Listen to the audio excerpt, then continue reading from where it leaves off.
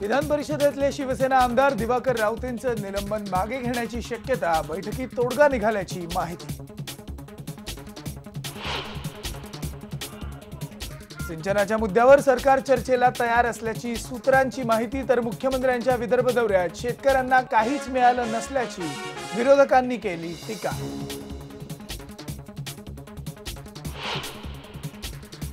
शेगावच्या वसतिगृहातल्या अन्नातून 67 विद्यार्थ्यांना विषबाधा, पण 12 तास उलटून गेल्यानंतरही अजूनपर्यंत गुन्हा मात्र दाखल नाही।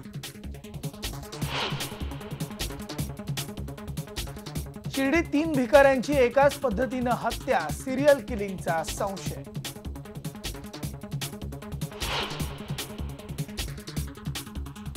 राज्यसभेची जागा 100 कोटींना मिळते विकत, काँग्रेसचे खासदार वीरेंद्र सिंह यांचा दावा, पण नंतर केलं घुमजाम।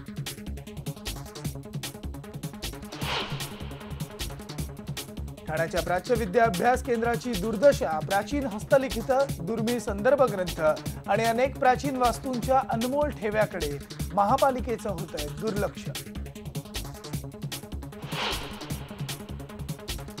आणि आज टायगर कॉन्झर्वेशन डे, वाघांना वाचवण्यासाठी राबवले जात आहेत विविध उपक्रम।